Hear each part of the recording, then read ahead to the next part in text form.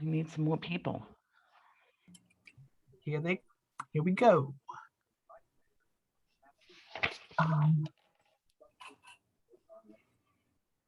Who plays tonight, Ted? I don't know. Yeah, I don't either.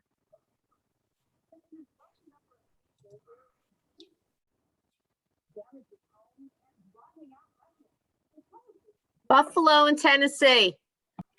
Buffalo and Tennessee. Okay. Thank you, Michelle.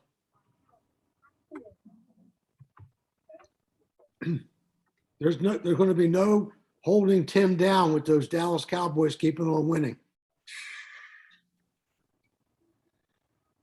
How did they pull that out? Hey, Andy.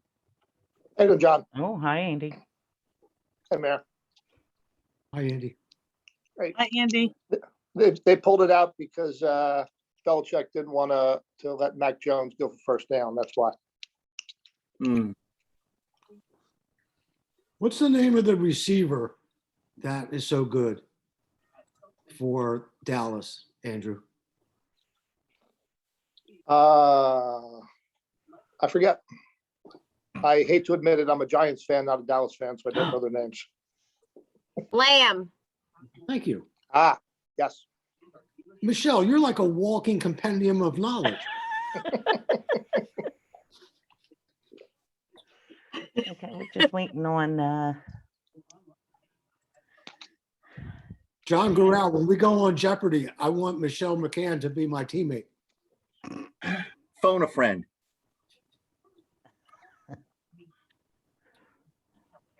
Hey, who wants to be a millionaire? Phone a friend. Yeah.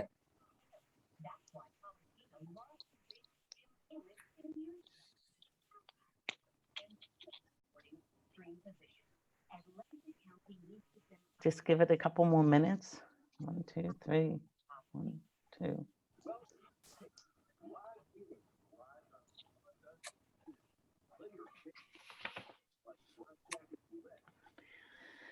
We don't have a quorum quite yet anyway, Your Okay. Honor.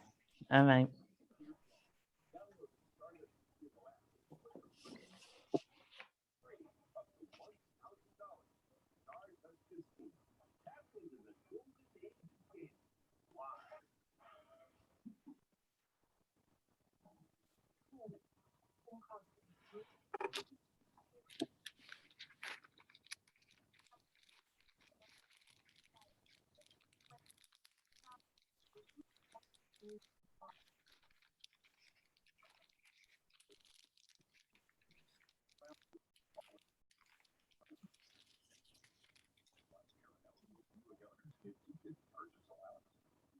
Where did he go?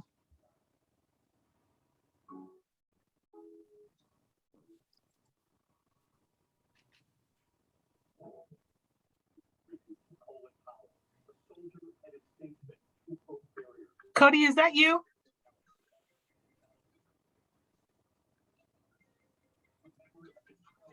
Michelle, is Cody on there?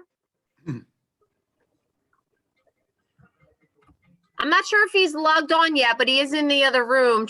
Get logging on.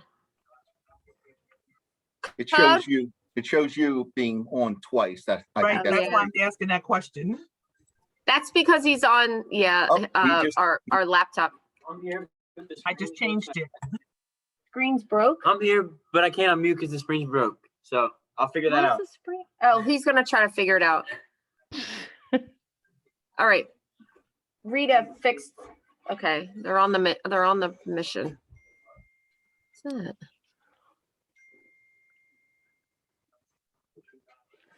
Here comes Tim.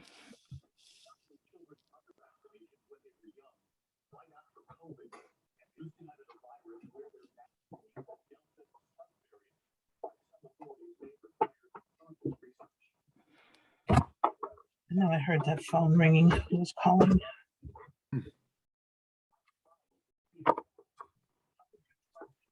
I heard it.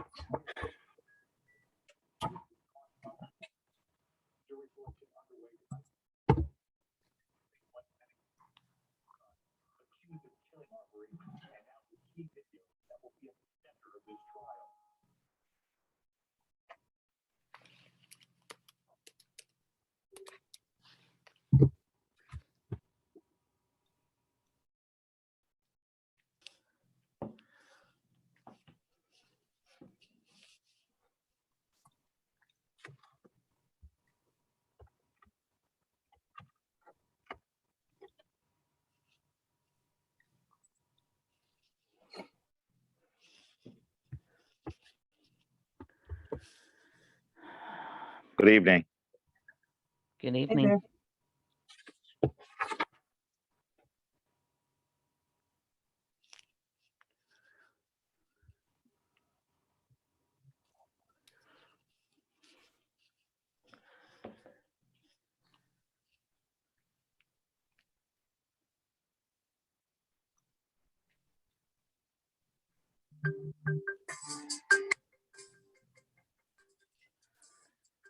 All right, Tim's here. We got that 1, 2, 3.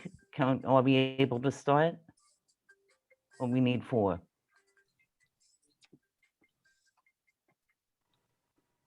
You can start the meeting, Your Honor, with 3 council people and yourself present. That's a quorum for the meeting.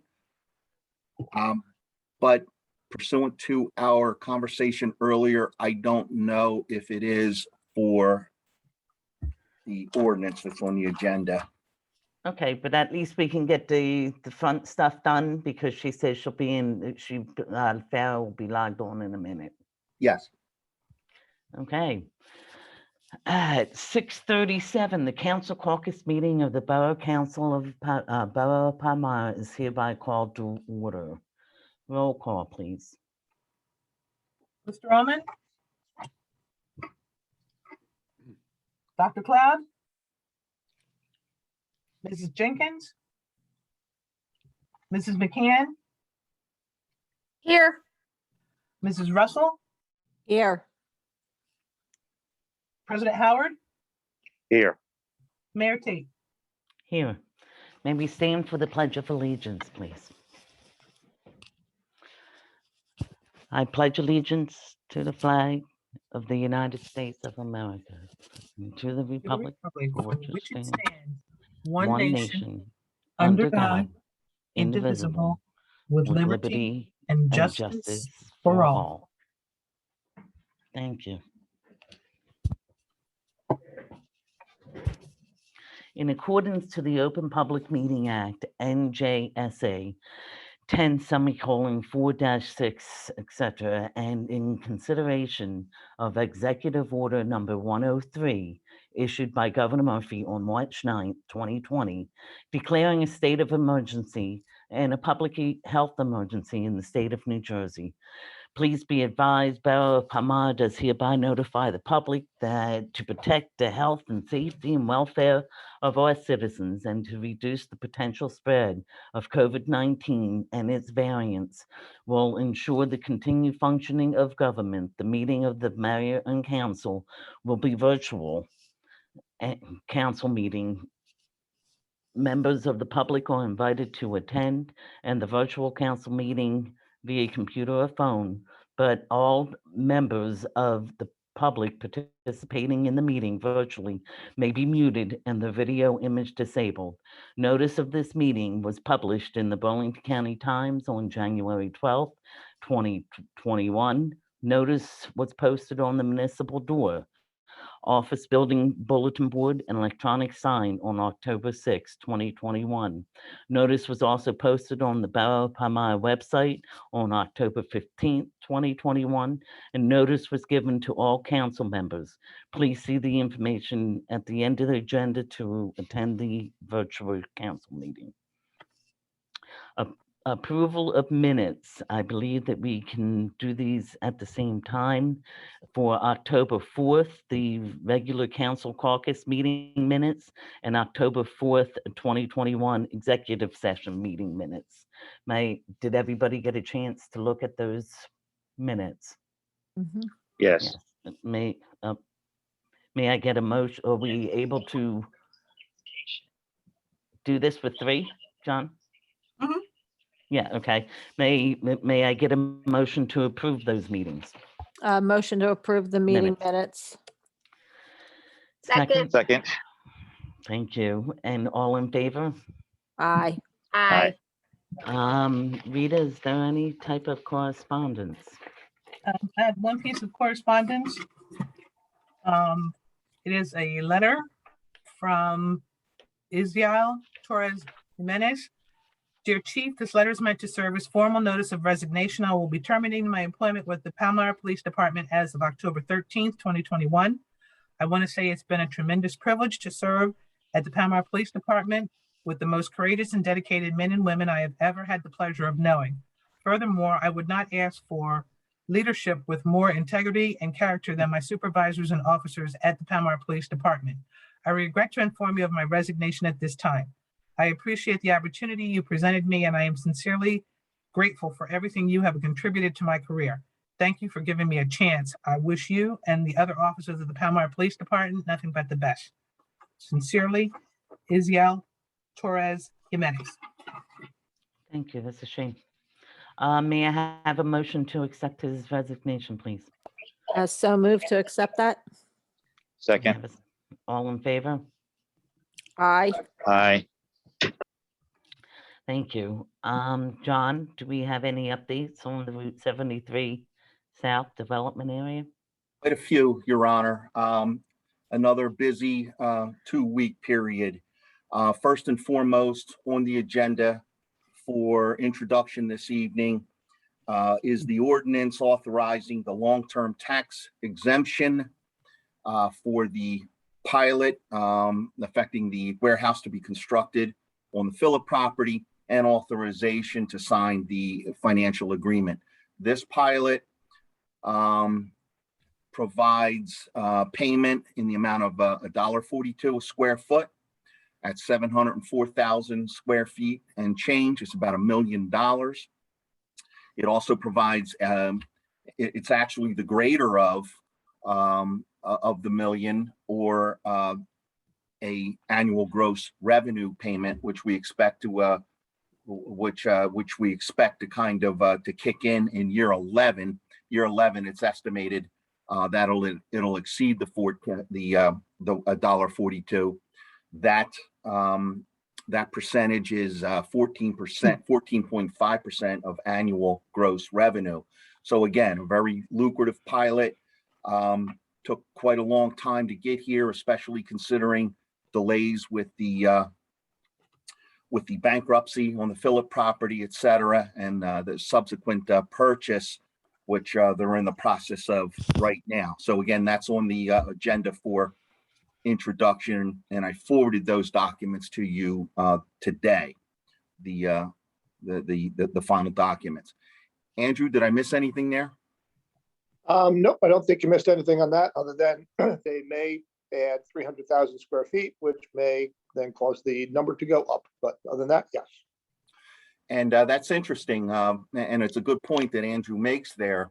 They may add 300,000 additional square feet to the building. However, the pilot will be for a fixed term of 30 years. We're not going to have two pilots, which presumably in theory, you could have one for the original construction, a second one for the addition. But Andrew was wise to put in language that they both end at the original 30-year period. So that's noted in there as well.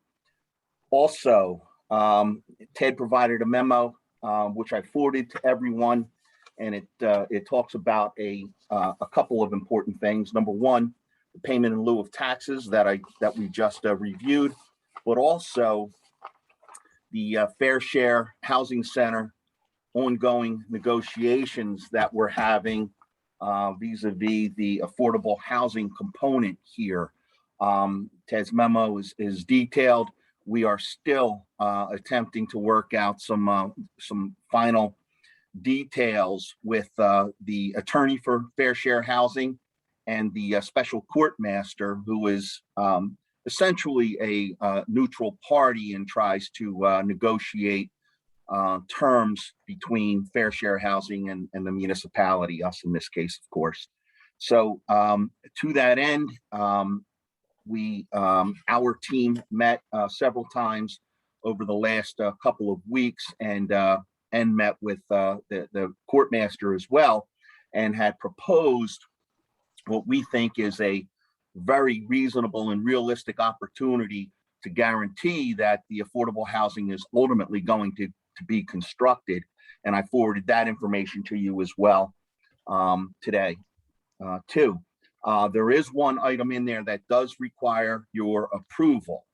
The attorney for Fair Share Housing has been insistent heretofore that the borough accept full responsibility for the construction of the affordable housing. We were not willing to do that. While we support it, our community just could not afford that potential cost. So what we did tentatively agree to, and again, of course, it's contingent upon Borough Council's approval, is that we could commit to $250,000 towards construction of the affordable housing max, $250,000 max, which would only be called upon in the event of a default by the contractor. Now, of course, no one expects that. It's just, not going to happen, but frankly, stranger things have happened. So our total obligation would be $250,000 out of pocket on the borough. And again, it's only called in upon a default of the redeveloper. There are many other provisions in there, but the redeveloper and the developer of the affordable housing is responsible for all of them. That would be our loan responsibility. So we would need approval to continue to offer that $250,000 in the event of a default. And before we go any further, I would ask Ted if there's anything that I missed there. There's nothing that you missed, but I would like to make a few gratuitous comments. It's the prerogative of being 65 years old that you are allowed from time to time to make comments. This negotiation has been very vigorous.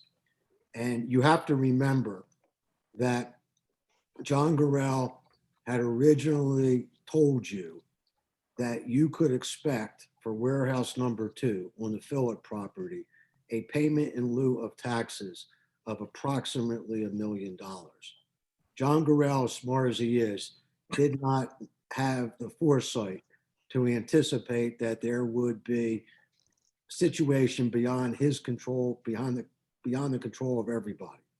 And that situation is that the DEP is likely only going to authorize a 700,000 square foot facility, warehouse number 2 on the Phillip property. Now, from the redeveloper standpoint, they were asked by John Gorell to continue to pay $1 million that had been entirely premised upon their being able to construct a 1 million square foot facility. Their natural reaction was, we can't afford to pay a pilot of $1 million because we're not going to make as much money because the warehouse number 2 has been reduced in size, and that's beyond our control.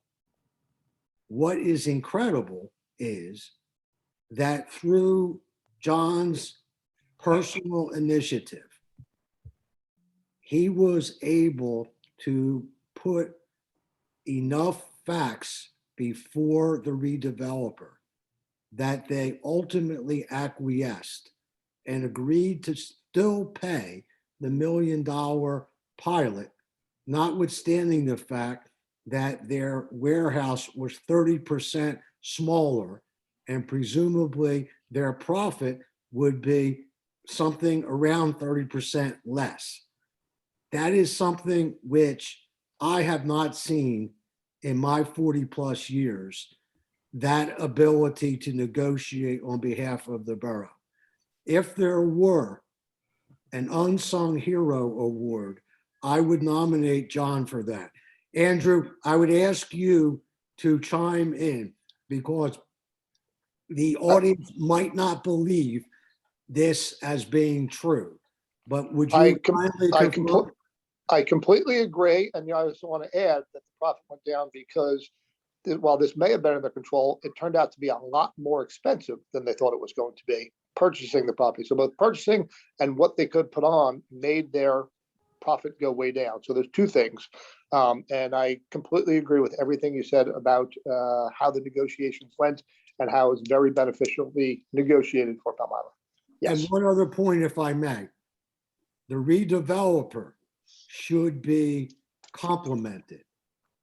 They have recognized the need on behalf of the borough. They have attempted to, and in this case, satisfied the needs of the borough. And I want to go on record thanking them for their wonderfully cooperative attitude. It is a pleasure to see a redeveloper put aside the almighty dollar and do Can't do what is anything right. with you here. It's like, Thank you, Mayor, for the opportunity to speak. You're welcome. Okay, anything else about the Route 73 Yes. redevelopment? Several. First of all, thank you, gentlemen. But this was a team effort, everybody. You know, it was a lot of hard work by a lot of people, yourself included, Your Honor. So everybody did a remarkable job to get us where we at. But, you know, thanks again. You know, so basically, in conclusion, as far as the pilots are concerned, we have now successfully negotiated all 3 pilots for all 3 phases of this tranche of development, right? So we have the 2 pilots for $1 million each for both warehouses, and then 20% annual gross revenue on the affordable housing, all of which have now been negotiated. You know, and we're in the driver's seat, right where we want to be financially, or perhaps even a little bit better off. So that's a good thing. So now they have to be constructed, right? So I forwarded to everyone today, just one of a series of pictures that I received about all of the development taking place out there, the construction. It is remarkable how much work they got done.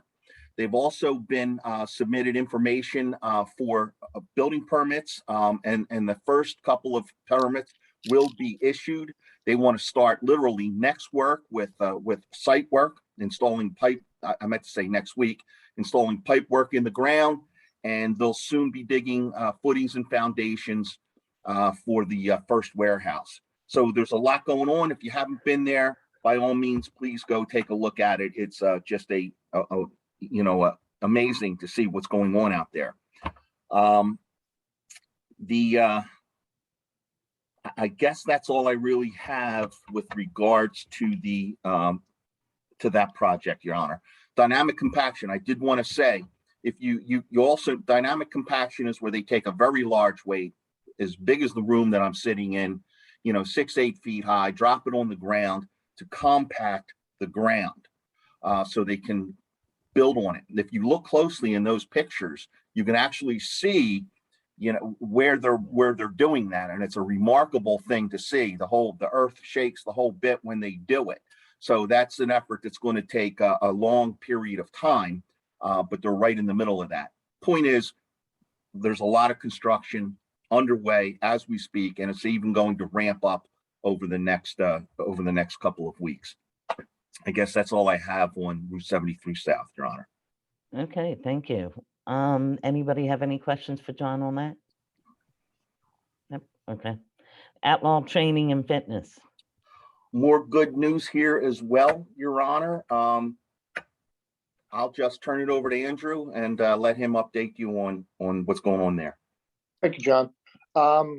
Yes, in that one, we have the signed consent order, as you know.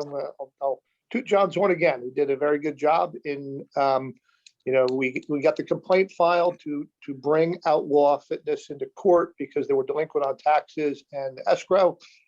He wound up having a conversation and met with Jeffrey Wade and got them to come current. So they're current on escrow, or at least they have agreed to completely come current on the taxes, and so they're back in compliance, which was a very good turn of events. That litigation will not be necessary since they are now doing what they are supposed to do, and I think also going to be moving forward with their site plan. So that's the status of that. It was a great job, and they're back on course. On the the eminent domain part, the trial that we have, that is actually scheduled for next Monday. I don't know if it's going to happen. It's been bumped off about 5 times already. If it does, we'll be virtual, but we're ready for that if that happens. Thank you. Anybody have any questions for Andrew? Yeah, okay. C-Box. And nothing to report on that one, Your Honor. All right, thank you. I see that we have Kate from the Board of Education. Do you have anything for us tonight? Hi, everyone. Thanks for letting me join. I'm out strolling my 2-year-old around, so I'm not going to put my video on. I just wanted to thank you again for the opportunity to join. I just wanted to give you a update from our most recent BOE meeting, which was last week. As you know, school has started and we're really excited that we've been able to be in school as much as we can, and we really haven't had, knock on wood, of course, too many cases compared to other districts. So we're just really, really excited that kids are able to be in school. I know that you guys have advertised it before on your website, but I just wanted to make sure everyone's aware that our school district is updating a COVID dashboard every week, just so that parents and everyone in the community can be kept abreast of cases in the district.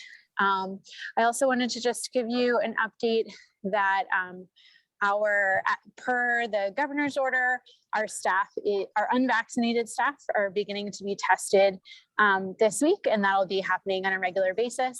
And then also I wanted to just let you know that we had a presentation from Jay Toscano, who's the vice principal at the high school, about a really exciting program that has been starting up in the high school where high schoolers are able to earn credit through Stockton University and almost be kind of like dually enrolled while they're at high school, which is just a really exciting opportunity for kiddos to be able to get a head start on college, and not just college, but there's also tracks for career as well. And so we're really excited about this development, and we hope you'll follow along as we continue to get updates from Mr. Toscano. Thank you. Does anybody have any questions for Kate? Thanks, Kate. Kate, I just Morning. wanted to say I'm so excited that Palmyra gives the numbers for the district, because working in a district that we don't even know in our classroom who's positive or if anybody's positive, I appreciate that.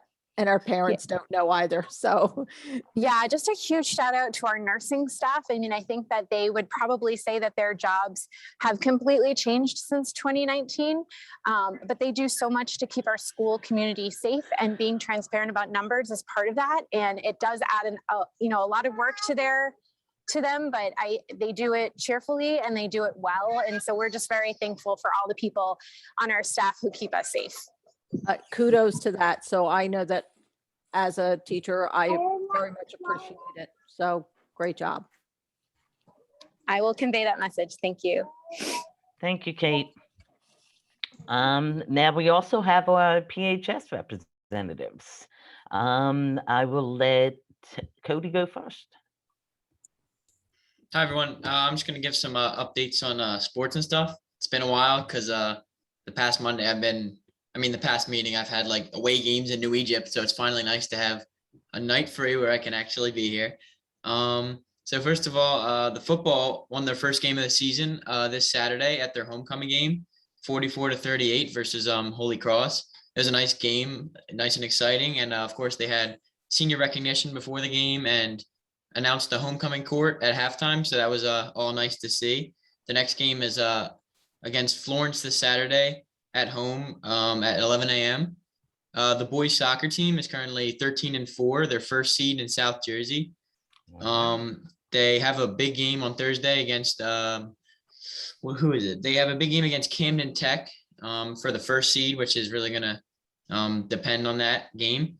They won the division against Riverside last week. And Chris McCarron has, a shout out to him, he got 40 goals in his career, which hasn't happened in over 10 years. A player hasn't got 40 goals. So congrats to him.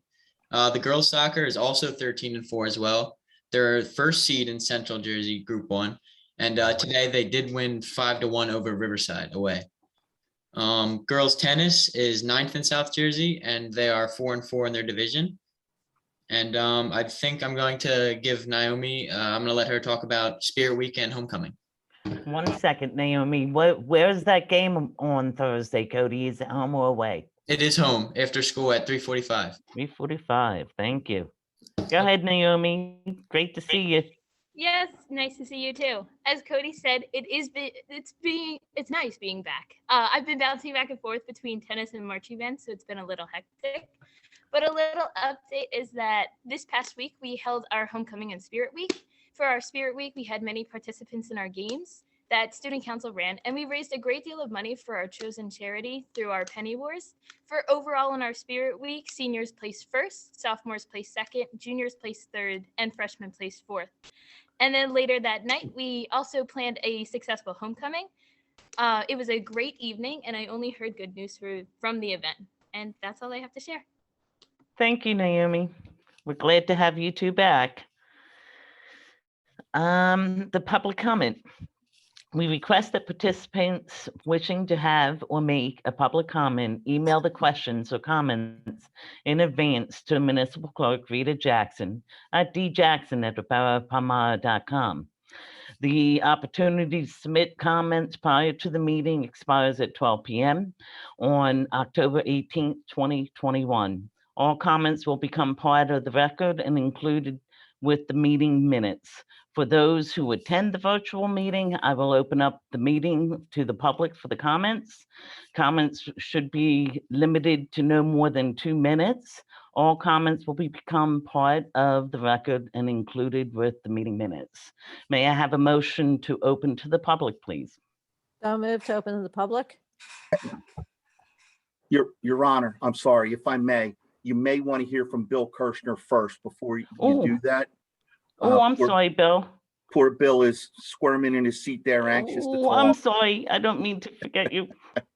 Bill Kirshner, we have. No problem. Just the updates, a few things that are on the agenda. First, the update on 5th and Race Street. The contractor has essentially completed everything except the replacement of signs. There is a resolution on the agenda tonight, 2021-201, change order for the project, increasing the project amount by 3.1% or $14,831.89. This is for the extra sidewalk work that we did by the school. And also when we were doing the work, we found that a lot of curb that appeared to be in good shape, we found that it was capped, which is a technical term for where they take existing curb and they actually pour a thin coating of concrete around it. The problem is it doesn't usually adhere well, and after a few years of, or after years of winter weather, a lot of times it starts to break and flake off. So we replaced that while we were there. Again, increasing the project by 3.1%. Included in this is liquidated damages on the contractor in the amount of $7,762.24. Which the contractor is currently taking exception to. I know he's been discussing this with the solicitors, but at this point, I believe he submitted the pay estimate in accordance with this because of monetary concerns, keep cash flow going. Temple Boulevard, again, similar place. The contractor's completed the majority of the work. He's essentially down to replacing some signs and dealing with the traffic stripe issue. I know he's submitted some information to me regarding the product they propose to use to address the stripe. I'm still waiting for some more information, but it appears that he's willing to be cooperative on that. And the signs, all the signs are either replacing existing signs, or we decided to add some additional traffic speed limit signs out there since speed is such an issue. So that's moving along, and I have a meeting later in the week with the solicitor on the status of that regarding liquidated damages. The Temple TAP grant, we received approval, sort of. We got federal authorization to proceed with the TAP portion, which is that missing piece of Temple at the Firth Lane intersection that includes the pocket park with the underground storage system. We are required to advertise the project by, I believe it's early in December. However, there is one piece of information they've yet to give us that will preclude us from proceeding until we get it. And that is there may be apprentice requirements on the contractor doing the work. What that means is, say, for instance, that there's pipe work that needs to be done. They want to make sure that if there's 1,000 hours of pipe work required on the project, they may want to make sure that 10% of that could go to an apprentice or someone learning. We gave them estimates of how many hours of different trades we thought would be involved in the project. They are reviewing that now, and they are supposed to come back and tell us if there will be any apprentice requirements or not. If there are, they have to go in the contract and they have to be included so that any bidder knows that he has to meet those requirements. So we're sort of approved, but a little bit on hold for that. And then, as with anything, there's good news and bad news. Good news is that the federal authorization included the original grant application was for $343,000. The grant approval, or the approval to go to bid that I just mentioned, increased the federal authorization up to $385,000 and change, about a $42,000 increase. So that's the good news. The bad news is, because it is a federal project, they are going to require full-time construction observation. The proposal I had provided you several years ago only included part-time construction observation. So I need to get you a new proposal to do the full-time construction observation to meet the requirements of the approval. So that, hopefully I'll have that to you by the next meeting. Regarding the 2021 road program, the contractors completed the concrete work on New Jersey Avenue, Charles, and 2nd Street. He has a little more work to do on hubs, but he's held up because we need the New Jersey American Water Company, who is paving Charles, Hubs, and Park, to come in and do their work first. I am still working out when we're going to see that, but it likely will not be till spring. But our intent is to see 2nd Street, New Jersey Avenue, and the dead end of Roland, our paving portions, done the beginning of November. There's one exception to our paving. The part of this project included the reconstruction of the basketball court on Madison Avenue. The issue with there was the cracking of the court. We had proposed a remedy, but I since learned way more than I ever wanted to about asphalt and why it potentially cracks. And I've asked the contractor to change how we're going to deal with that. A new product specifically designed to address cracks. He's working on getting the proper materials. But additionally, after the court is overlaid, it gets a colorant system. If you've been out there, you see that the court's kind of green and red. It doesn't look like asphalt. The colorant system has to be applied when the asphalt is relatively new and the temperatures are consistently over 60 degrees for several days. So rather than spend the kind of money we're looking at to rebuild this court and then have the colorant come off, I'm suggesting or recommending or essentially telling you that we need to let him wait till spring so we get the proper material and the proper application of the material to get a longer life out of this court. Spring Garden Street, we talked about last week. That will be submitted to DOT over the winter for construction in the spring, along with the 2021 road program, which for those of you keeping track includes portions of Oak, Roland, and Henry Street, making up we had gotten some of those roads paved by the Public Service Electric and Gas a few years back when they did the gas main replacements.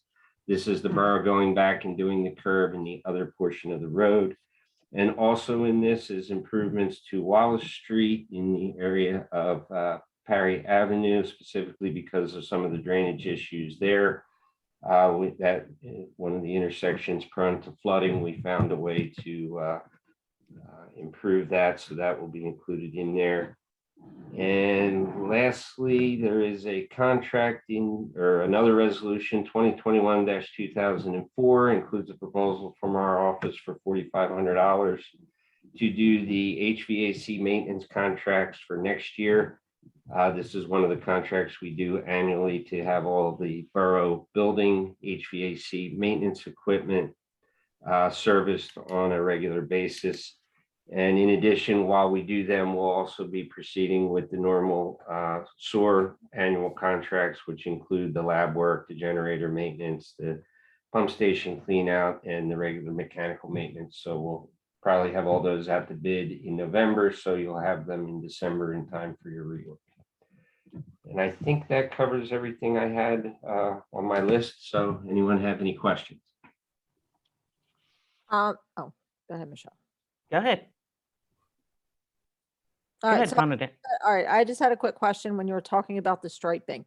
Yes. So I noticed and I think it's Thomas, I made a note of it, but I don't know where I made a note of it at. Thomas Ave, but it's on the Riverton side, not the Palmyra side. That it looks like maybe they had a similar issue. I don't know if you know anything about that. So I didn't know if you did, maybe is that what we're encountering with that striping issue? Or if you didn't? I mean, Unfortunately, I wasn't aware of that. The one I'm more aware with is Broad Street between Market and 73. If you take a look at that, you can see where that stripe was installed incorrectly and removed by the same process that we did here at Temple. Now, in that case, nothing else was done. In our case, what we're looking to do is seal the stripe so it's not as prominent. And what the contractors come back with is sort of a black quartz sand they want to put in the sealant to make sure it doesn't we don't want a shiny repair out there. We're trying to do something that matches the matte nature of the rest of the street. So they've given me that, but what I haven't seen yet is the actual sealant he wants to apply.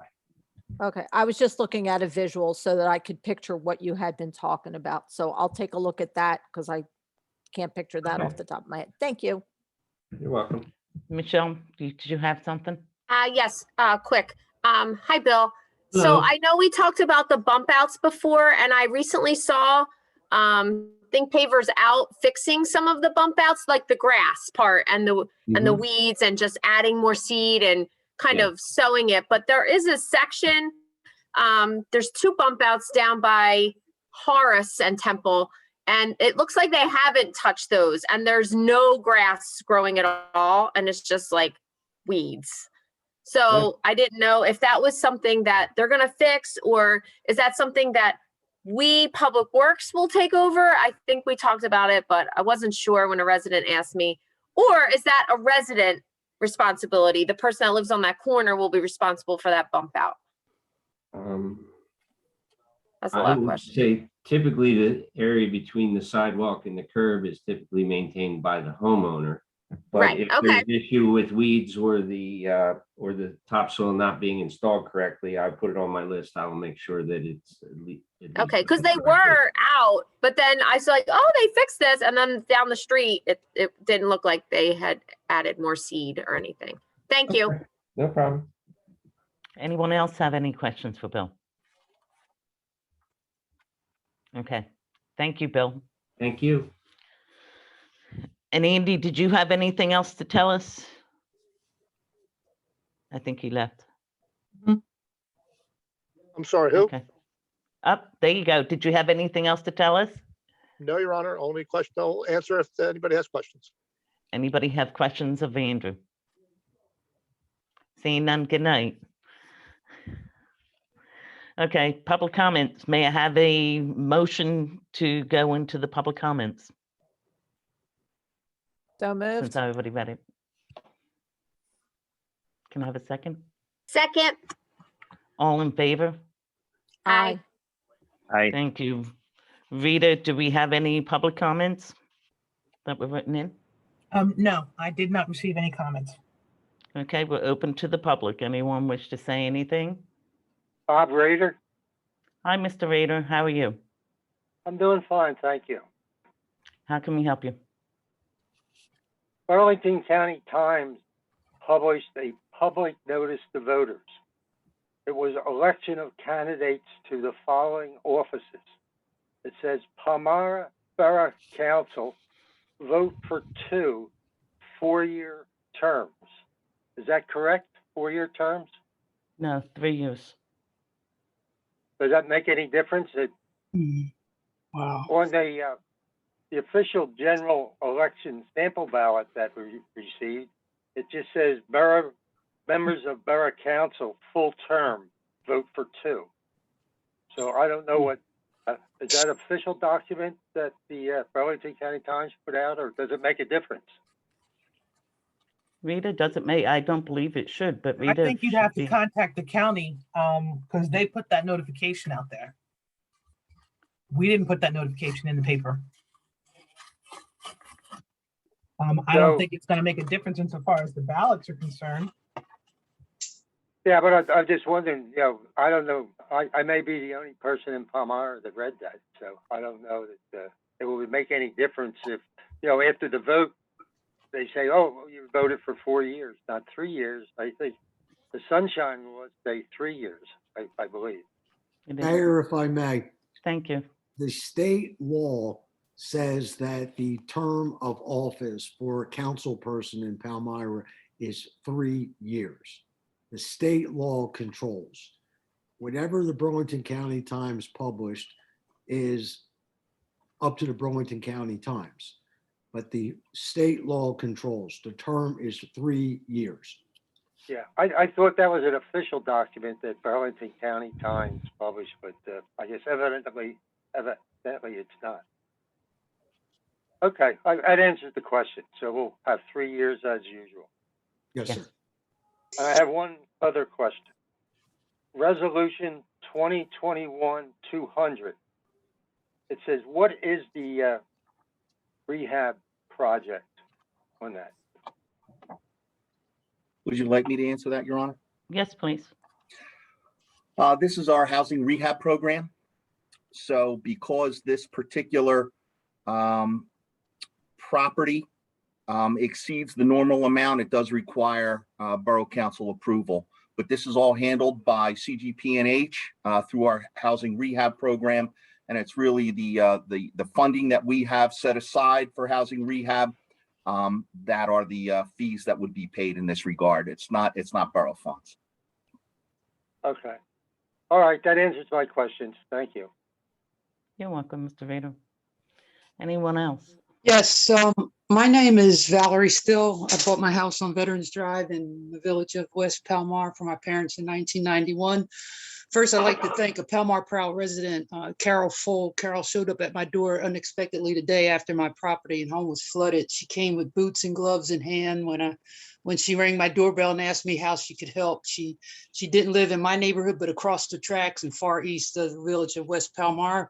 She told me she had found my address online and wanted to help. I didn't know whether to be scared or excited, but I invited her in. I was desperate at the time. I don't know what I would have done without her. And so if Carol hadn't showed up, this is what Palmyra Proud is all about and what America's about, helping each other out when we're in need. So I just wanted to thank Carol officially and publicly, because I've been here at the last meeting since that event. But now I'd like to ask you all if you are aware that council meetings, the main purpose of council meetings is to address the issues and concerns of the public. It's not a praise fest. I know you guys go on and on about what a wonderful job you're doing and how terrific you are, and I'm pretty sure you are, but you are elected public officials who serve the public. Do you ever provide any solutions or answers to issues that the public brings to you during these meetings? That hasn't been my experience. Actually, I've been personally attacked many times. I don't know what kind of banana republic operations this is, but for me, it just seems like the triple play out of today's politicians' playbooks that a lot of American, not all American elected officials use, but just to lie, deny, and then defy. So I'm just wondering why you all stand up and give a pledge to allegiance to the United States of America, which says with liberty and justice for all, when you're clearly not about liberty and justice for all. And I'll explain. As you all know, I worked as the Public Information Officer for the Palmyra School District from 2017 to 2019. I'm also co-founder of the Clarence B Jones Institute for Social Advocacy, which is all about equality and justice for all Americans. During my brief employment as Public Information Officer for Palmyra School District, I discovered some very unsettling happenings in the school district. What I see as systemic racism. Let me just give you one example. The Palmyra School District is made up of 50% students of color, and yet there are no administrators of color, a handful of teachers and staff of color, and of course, a principal was hired this year. I did a detailed report for the superintendent of the school district, noting this horrendous fact, but the school district continues to not hire people of color, which is extremely important for many reasons. I have a number of other facts that support my findings of systemic racism in Palmyra School District, including students and families that reached out to me personally to express their experiences of systemic racism. I won't state them now because there's too many of them, but if you all want that data and research that I've collected, I can definitely get it to you, and I will. Dr. Jones and I discussed these issues at length, and I met with scholars, which was his suggestions, and experts through the CBJ Institute. Dr. Jones even wrote a letter, an email to me that I want to share later. He sent it to me to share with you all, with the and also with the superintendent and whoever else I felt needed to hear this message. I did in fact share with Superintendent Bryant McBride. Initially, the CBJ Institute focused on the empowerment and support of the Palmyra School District and its students. We developed the CBJ Scholars Program, which awarded 2 scholarships to 2 Palmyra High School seniors.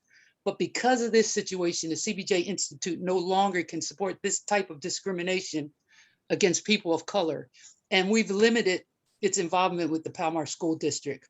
Why hasn't the Borough of Palmyra addressed this issue? Are you all okay with this situation? What are you going to do to stop this alleged systemic racism? Our children deserve better. All girls and boys, Black, white, Latino, Asian, Native American, all need to see people of color in positions of leadership.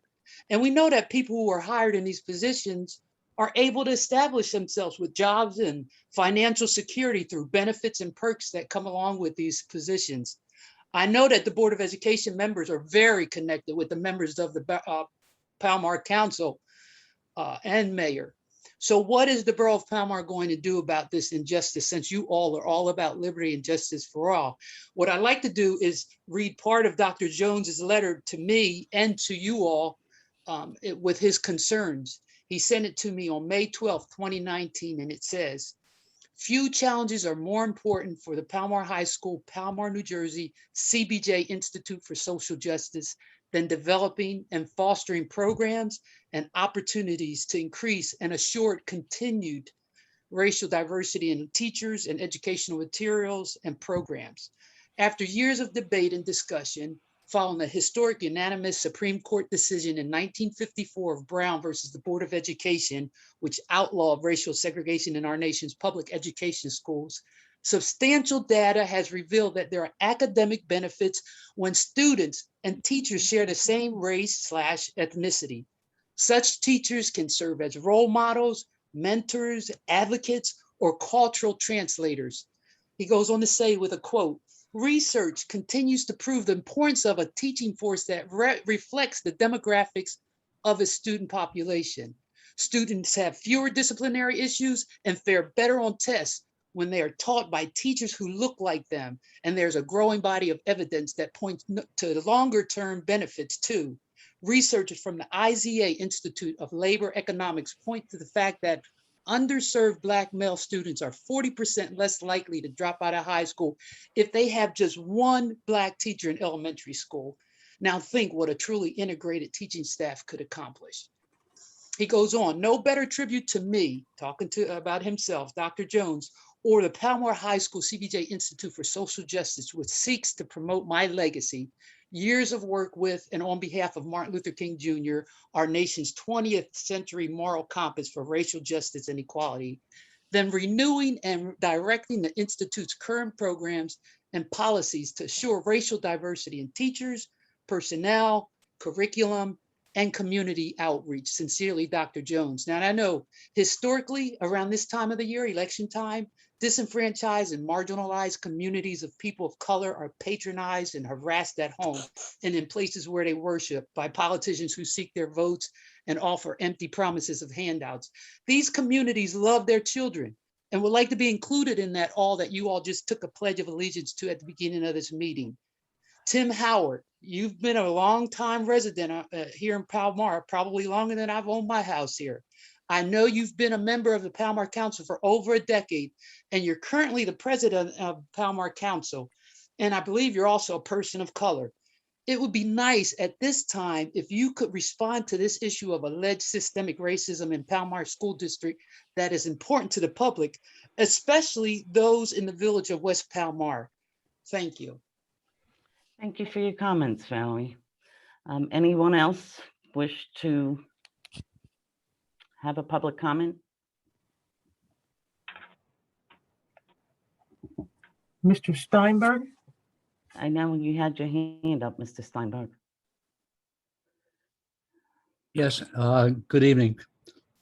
First of all, I would like to thank the mayor and council for giving me the opportunity last month to present some information concerning the transport of liquefied natural gas through and near the borough of Palmyra and many, many other towns along the Delaware River. It's my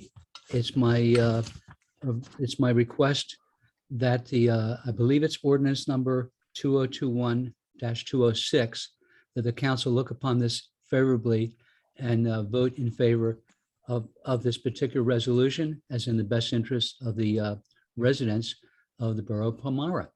And I want to thank you again for the opportunity. Have a pleasant evening, folks. You too, Mr. Steinberg.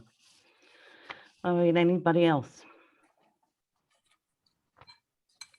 Seeing none, may I have a motion to close to the public? So move. Motion to Second. go to the public. Second. All in favor? Aye. Aye. Thank you. Ordinance on first reading, public hearing to be held November 15th, 2021. It's ordinance 2021-15 is a new ordinance of the Borough of Palmyra, County of Burlington, State of New Jersey, amending Chapter 190, Article 3 of the Code of the Borough of Palmyra entitled Parks and Recreation Area. Everybody had a chance to read that, to look at that? All right, may I have a motion for first reading underneath 2021? So moved for first reading. Second. May I have a roll call, please? Mrs. Jenkins? There she go. Yes. Mrs. McCann? Yes. Mrs. Russell? Yes. President Howard? Yes.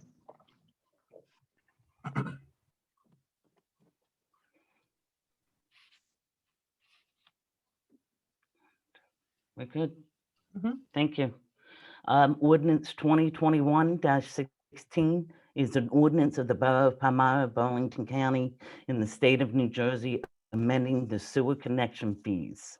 Has everybody had a chance to look at that? Seeing yes, may I have a motion to approve on first reading ordinance 2021-16? So moved. Second. May I have a roll call, please? Mrs. Jenkins? Yes. Mrs. McCann? Yes. Mrs. Russell? Yes. President Howard?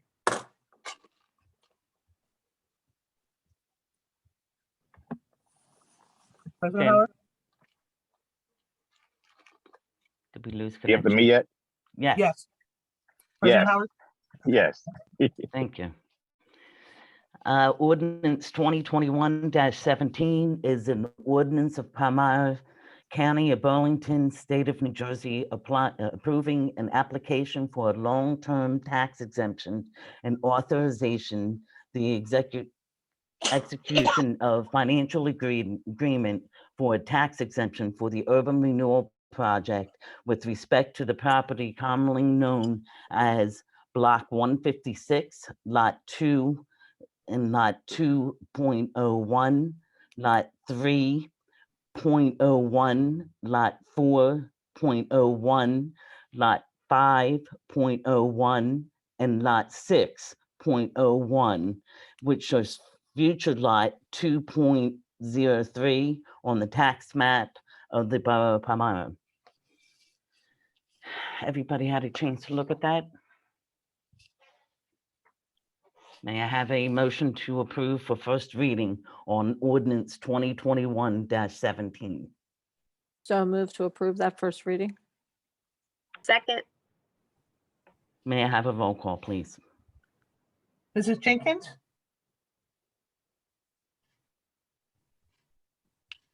Yeah, I'm sorry, yes. Mrs. McCann? yes. Mrs. Russell? Yes.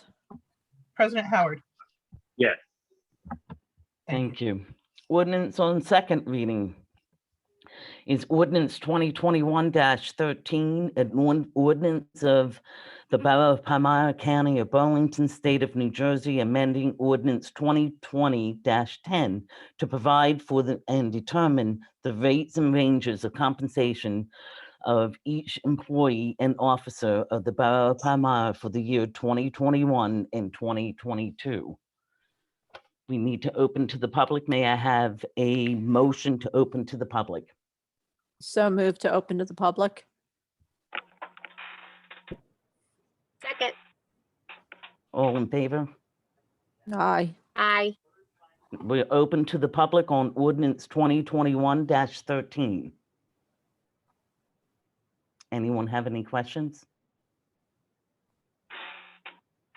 Seeing none, may I have a motion to close to the public? So moved. Second. All in favor? Aye. Aye. Okay, may I have a motion to approve ordinance 2020-13, please? So moved to approve that. Second, May I have a roll call, please? Mrs. Jenkins? Yes. Mrs. McCann? yes. Mrs. Russell? Yes. President Howard? Yes. Okay, ordinance 2021-14 will be postponed, waiting for news, comments from the Land Use Board.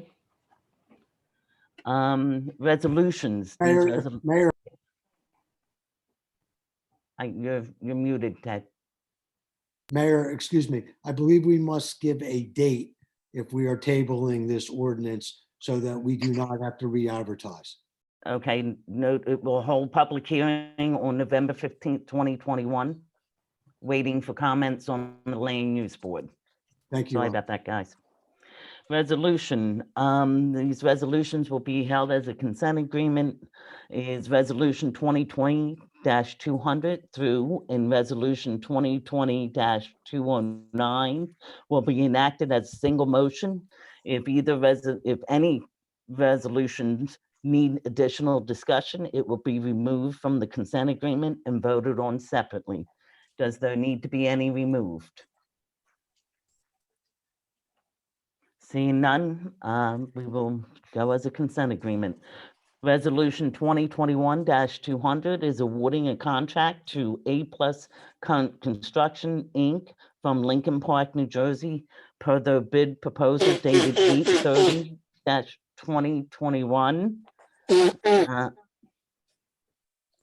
In the total amount of $25,000 for rehab project PLRCA ESC 323 pursuant to CGP&H and CFO review and approval.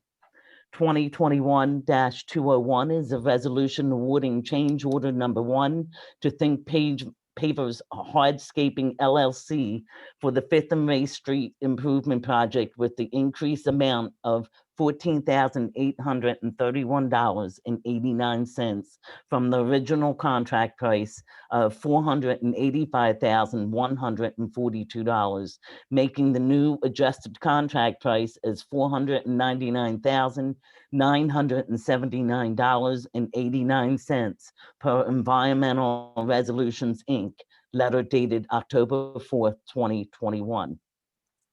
Resolution 2021-202 is a resolution authorizing the refund of various sewer overpayments. Resolution 2021-201 is a resolution awarding the contract to Environmental Resolutions, Inc.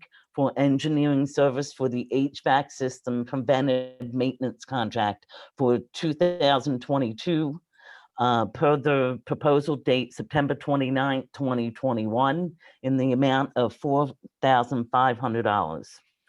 Resolution 2021-204 is a resolution appointing Matthew Kuhn as a full-time public works driver laborer as the hourly rate of $16.75 effective November 8th, 2021, subject to the term of the offer of employment dated October 13th, 2021. Resolution 2021-205 is a resolution authorizing the payment of October 2021 bills in the amount of $2,138,480.05.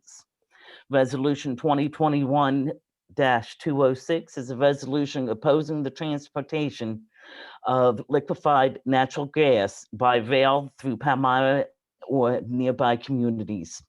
2021-207 is a resolution appointing Thomas Ewing as full-time public works driver laborer as the hourly rate of $16.75 effective November 8th, 2021, subject to the terms of the offer of employment dated October 13th, 2021. Your Honor, Resolution- if I'm sorry to interrupt you, but it may be important to note that Mr. Thomas Ewing has joined us this evening. And if he wants to turn his camera on, everybody, you'll get a quick look-see. So we recognize him when he's on the job starting early November. Hey, Hi, guys. Tom. Great to have you aboard. Thank you for the opportunity.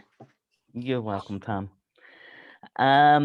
Okay, Resolution 2021-2008 is resolution awarding a contract to Continental Fire and Safety per quote 21-3149 per New Jersey State Code number 17-fleet-00805 in the amount of $16,625, subject to the certification of the CFO. Resolution 2021-209 is a resolution awarding a contract to All Risk Inc. per New Jersey State Approval Co-op number ESCNJ, bid number ESCNJ 17/18-34, disaster recovery in the amount of $31,879.14, subject to the CFO's certification. May I have a motion to approve the consent agreement? So move to approve the consent agreement. Second, May I have a roll call, please? Mrs. Jenkins, Yes. Mrs. McCann, yes. Mrs. Russell, Yes. President Howard. Yes. Thank you. Can I Motion- just say something super quick? I just wanted to say welcome to Thomas and welcome to Matthew. I've known them since they were wee little tykes, and it's great to see that there's some Palmyra peeps working for us. So that's Yes, it awesome. is. Yes, it is. I agree. Motion to approve treasurer's report for September 2021. May I have a motion, please? So moved. Second, All in favor? aye. Aye. Thank you. Public events. The Halloween parade, I believe I stated last meeting that it will not be the normal parade. They will be using the Santa route. And they're working on that, but more than likely it will be starting at dusk, going around. We also have the trunk or treat being held by the PIA on the 22nd. Yes, it is a Friday night. It's 5 to 7, and that is out in front of the community center. Anybody else have any other public events before I go on? No? Just the scarecrow contest that's That's been correct. going on from the PIA, which is really cool. There's already some Yes, it is. scarecrows out there. Mhm. I did notice that today. Okay, community spotlight. As I explained a little bit last week, that the Borough of Palmyra and the Habitat for was recognized by the Habitat of Humanity for the neighborhood preservation and diversity. Tim Howard sat in on a roundtable with them last Friday. Do you want to tell us a little bit about that, Tim?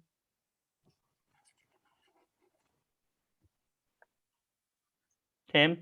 I'm still in commute, so I don't want the sound, the background sound to drown me out. But no, you're talking about the award we won, correct? That is correct. Okay. Yes. We won an award in partner with Habitat for the Rock the Block, and the Habitat and our commitment to each other to bring in 4 homes, I believe. And the last one we had built was on the vet old property. And we made sure that one of the houses went to a veteran, which was a hard task for them to find someone. And they did for us.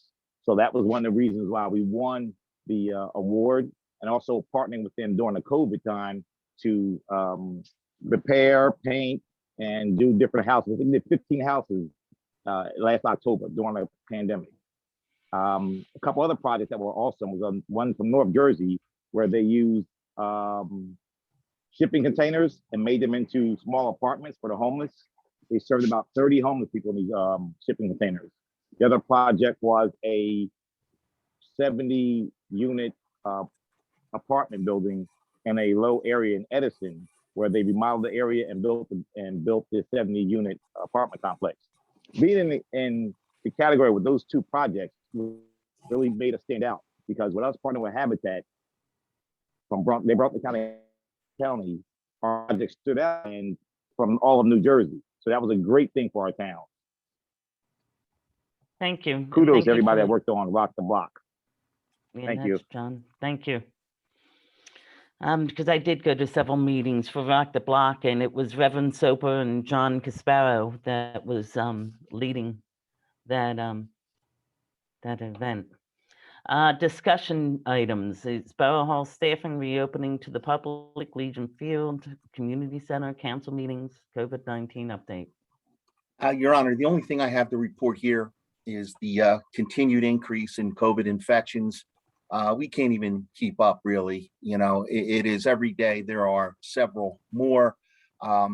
It actually exceeds the number of infections that were occurring at the height of the pandemic a year ago, before we had vaccines available.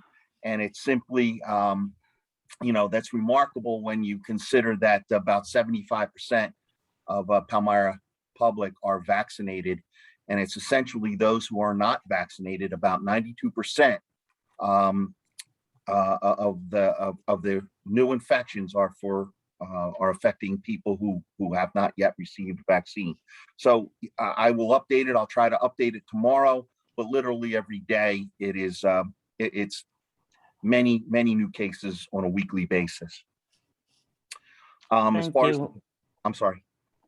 I just wanted to remind people that the health department is at the community center on Tuesdays from 9 to 1, giving out COVID shots. The health department was also at the community center on the 14th for flu shots. They wound up giving out 20 adult flu shots and 1 child. So that was a good showing, the nurse was telling me, for us. And we're trying to get them to get the flu shot with the COVID shot. That for the nurses to bring with them. They won't have them this week, but hopefully we can get them to bring them next week. But John, you had something else? No, I was just going to move to the next item, Your Honor, whenever you're ready. Go ahead. Proposed mandatory COVID-19 vaccinations testing for borough staff. That actually goes into effect on October 31st. Much like what is occurring in the school district, all staff will be required to be vaccinated and or tested on a weekly basis. There was some discussion at the public safety meeting last week, as you're aware, Your Honor, and it basically centered around the one provision that does not provide for the reappointment of employees who did not get or receive or cannot provide proof of vaccination. And I think the consensus was to eliminate that provision in the policy. So moving forward, what you would consider for adoption is that any current employee, including part-timers or those whose terms expire at the end of the year, for instance, could continue with the testing if they chose not to be vaccinated and or did not provide proof of vaccination. So what that does is allows some employees who are part-time employees who are opposed to the vaccination, allow them to continue to work for us with the provision that they be tested on a weekly basis. I think that was the consensus of the Public Safety Committee. And if that is in fact the case, what we could do is amend the policy to reflect that. There's another provision in the policy. There was some discussion about, and I think this was just in general terms, about making it as easy as possible for our employees to be tested, for those that choose, again, not to be vaccinated.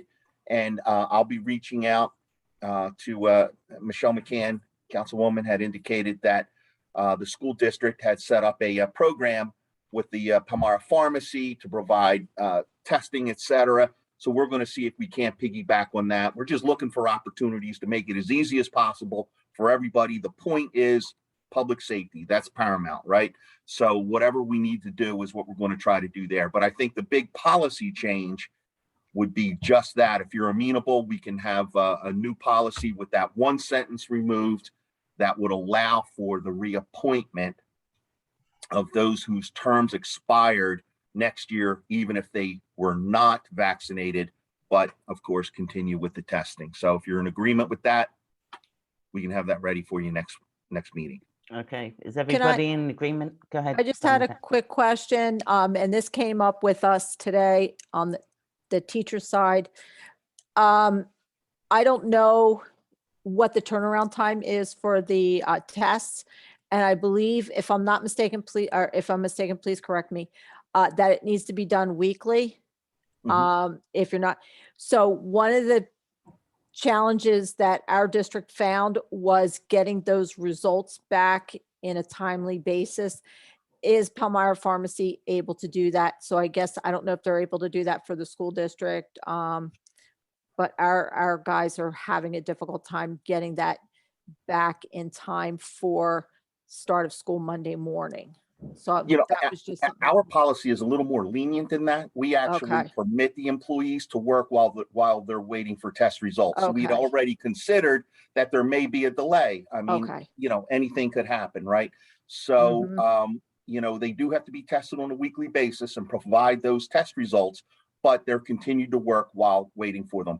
Because, I myself, I had 7 tests, right? Some I got the next morning, some it was 4 days later. So we're allowing employees to continue to work. Thank you. I just wanted to make sure that that flexibility was built in, because I can see the stress that it's adding to people's lives. I too have a question, because I know we've been going back and forth on exactly what our policy was with the COVID and, in retrospect to the employees and things like that. Okay, so the people that have opted not to be vaccinated, this is what my question is regard to. All right, you're getting tested every week on your time or our time? Yes, the policy is adopted, provides for the employees to be tested on their own time at their own expense. What we were trying to accomplish, though, was look for a way to minimize, and generally the testing is free, right? But there are some questions. Will it be free forever? Those sorts of things. Are you limited to the number of tests? Whatever the case might be. So we're just looking for a way to make this as as streamlined as possible. But the policy is clear that it is supposed to be done on the employee's own time and at their own expense. Yes, if the other side of that coin, if they chose to be vaccinated, if an employee decides tomorrow that they want to be vaccinated in advance of this policy or just for their general health consideration, they are free to do that. And this has been our policy since the beginning of the pandemic. They are free to do that on borough time. In other words, go to the pharmacy, your doctor, whatever, get your vaccination. And we allow them to do that, just as. Okay, yes, that sounds fine. One more question, please, maybe two, but here's another question. Okay, so for the employees that opted not to get vaccinated, one of them get COVID, what is our policy on them being out? Are we paying them to be out? Well, that policy is in, we had a number of employees who tested positive. So the CDC guidelines are what we follow in that regard. We actually have a policy that provided additional, separate from our recent policy that expires in another 2.5 months, that provided additional sick time for employees, who may be experiencing either COVID infection or COVID or symptoms from the vaccination if they weren't feeling well. So they do have to use their own sick time. We provided additional sick time. Everything is done. We take it literally right out of the CDC guidelines as far as how we manage it. Employees, and there have been, we're a member of the Burlington County Municipal JIF. They have literally many employees, county employees who have gotten sick while on the job. And this is a discussion that's not really being had a whole lot. People talk about their health insurance and things like that. Our health insurance is not going up, because of testing. Where we see the biggest impact is worker compensation claims.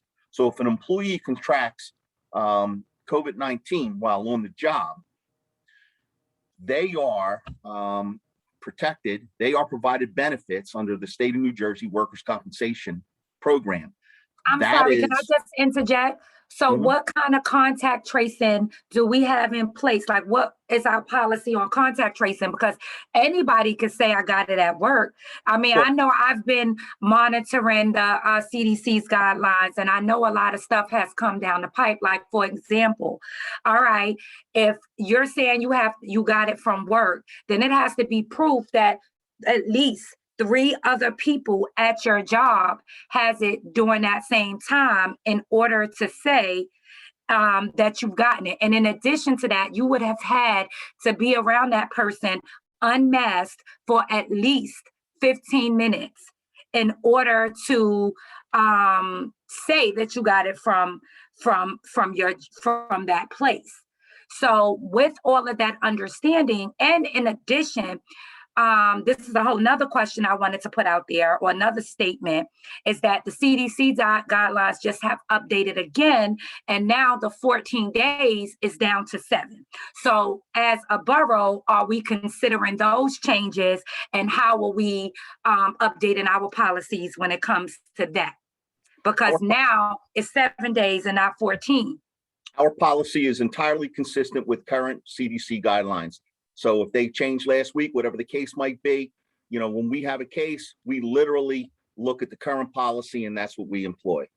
Now, as far as, the first part of your question, we're not medical professionals. We have claims administrators who actually determine whether or not the employee contracted COVID on the job or not. We don't get involved in that. We contract through the Burlington County Municipal Joint Insurance Fund. They have a claims administration company who have medical professionals on staff who do all of that work for us. Right? So the insurance company is doing contact tracing? I'm sorry, say it again. The insurance company is who's doing contact tracing? Well, the insurance company is the entity that makes the determination whether it was contracted on the job or not. Okay, so the answer is yes, they're doing contact tracing. Yes, they do this for most municipalities throughout the state. Correct. Yes, we don't have those resources. We're obviously Well, not I thought the medical contract, I thought professionals. we were supposed to be working with the health department and the CDC to do contact tracing and through their policy. We do not do contact tracing. We do not do that. That is done by the county health department and by the state. We don't do that. Internally, if we're notified that an employee has been exposed and is sick, we take it upon ourselves to determine whether that employee has had any other contact with employees or not, and then they're tested. But official contact tracing is not done by the borough. I mean, I hear you on that, but my thing is that then that means anybody who gets COVID could say, okay, I got it at work. And if they the only person with COVID at the job at that time, then we know that's not true. We can't just be paying people out on claims. But that's not our decision to make. Our insurance company contracts with the claims administrator, and they make that determination. They're medical professionals. They're the ones who do everything. Believe me, they're an insurance company, right? And I'm only saying this because this is the world we live in. They don't want to pay claims that they're not liable to pay, right? So it is the medical professionals who work for our insurance company who make that determination. That is not our decision to make. I get updates, of course, on the health and status of an employee, right? But they're not for public dissemination. They're notifications to me because I'm the claims administrator for the Borough of Palmyra. Again, it is the insurance company and it is their medical professionals who make these determinations, do the various investigations, et cetera. I also don't believe that we've had any claims in Palmyra that have been paid. We've paid many of them as the fund secretary for the Borough Code GIF. I'm aware that we've paid many of them on behalf of other municipalities. I don't believe that we've had a claim here in Palmyra. So the process does work, but again, it's not our responsibility, to perform that function. I definitely respect that, but I think we do need to come back to the table and get some clarity on exactly what we're doing when it comes to the COVID policies, because I don't think at this time, I mean, I'm out here in the world, as Bernadette said, we're teachers, so we're constantly on a daily basis being updated with these things. And now it's down to 7 days, and I don't think I just want Palmyra to be as updated with what's happening in the world. I don't think that we should still be paying out 14 days because you telling me you was around your cousin who may have been exposure, and then you're home for 14 days getting paid. I just want to make sure that we're rolling with those punches like everybody else. That's all. I can assure you that we're following CDC guidelines. Whatever they are in effect today is the policy that we're following. I mean, I don't know how else to say it other than that. So as those guidelines change, and we haven't had an infection, knock wood, ourselves for a number of months now. We have had employees who have received the vaccination, had a reaction to it. As a result, missed a number of days. They get a doctor's note before they come back to work. I mean, this is, our policy is as strong as anybody else's. I mean, we're following the law to the letter, and we do everything that we're required to do. Anything else, Farrah? No, I mean, I already said what I said. I want to make sure that we on point. That's it. That's all. I don't want to pay nobody for 15 days, and that ain't what's happening no more. That's all I'm saying. All right. Okay. Thank you. All right, John. Salary and Review Committee. I'm a broken record here. I have one more recommendation. And now that we have hired we still have another 1 or 2 hires that we have to complete here before I can make that recommendation. Okay. Time limit parking signs per ordinance. Bill and the chief had a meeting the other day. discuss, and Bill gave me an update on this. They determined all the existing conditions, all of the signs, et cetera. Bill is in the process right now of preparing a list of all of the signage that we're going to need in order to come into conformance with the ordinance. It's going to be a large order. Signs can be expensive, so I want you to be prepared for that when we finally place that and actually purchase them, and which includes installation, by the way.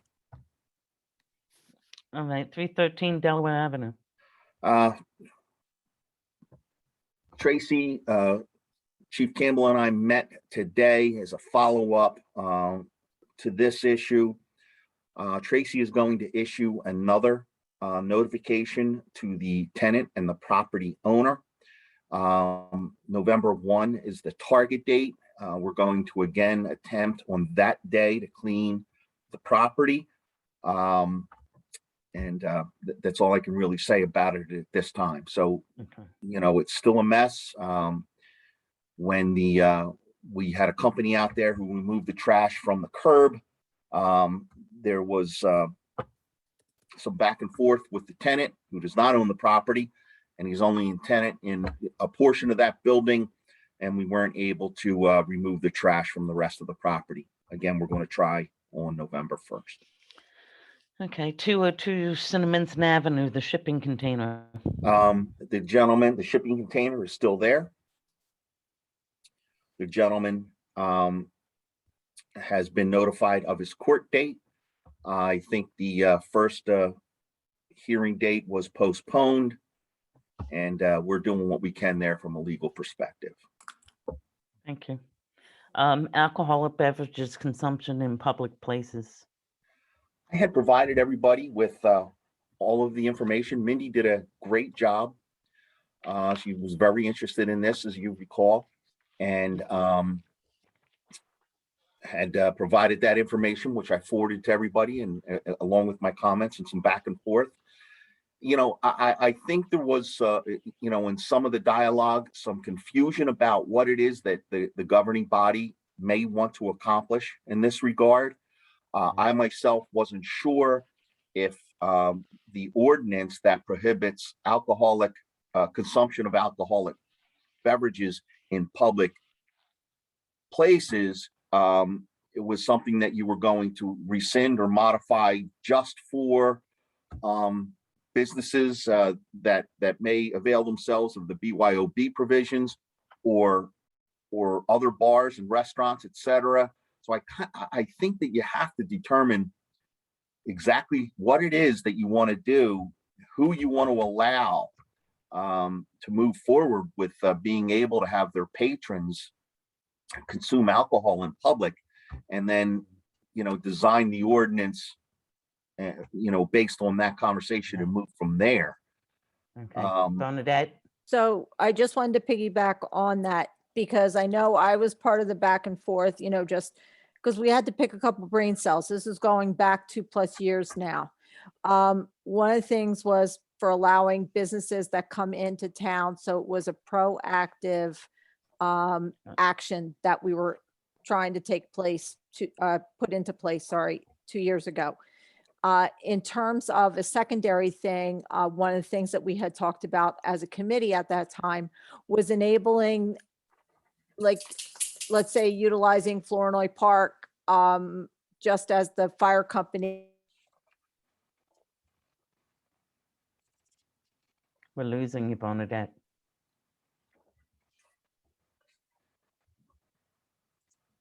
Mayor, did you say something? Sorry. We lost you. We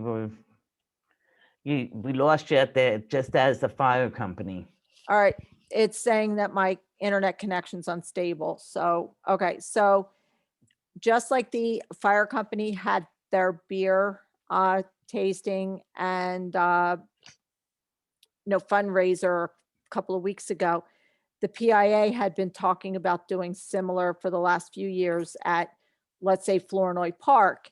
So that would be something that would occur after that point. So the first goal was to allow businesses going forward, anybody who moves into town, to do the, outdoor seating are able to have a drink outside if they have outdoor seating already in place. That means that they've already done the steps that they were supposed to do, file whatever they needed to file, et cetera.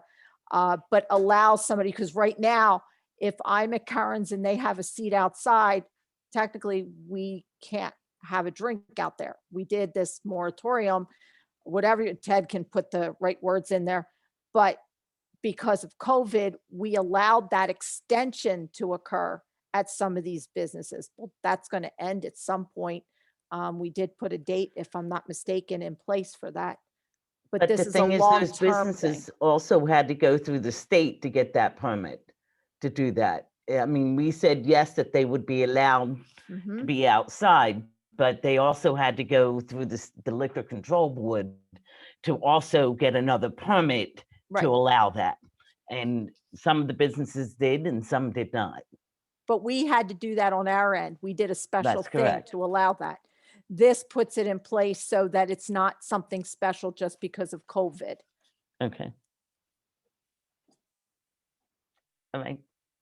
Thank you. I think we need to sit back and I think the first thing would be, yes, as far as I understand with talking to different members, is that they were trying to put this in place for future businesses. Correct. I think that we really need to look at that first. Instead of do that first and then come up and say, are we going to allow people to drink on public property? That's a whole different That's a whole nother animal. so let's just look at, are we going to allow businesses that have the correct permits with the state that they need to have, able to be outside with alcohol? And I think what we need to do is ask anybody with any questions and send them Bernadette's way, because isn't it your group? It For the- had been, yes. This was again to pre-COVID for all of this. So, Right. and it is not a right here and now. This was just a proactive step that we were taking. So there's nothing that needs to happen right this moment.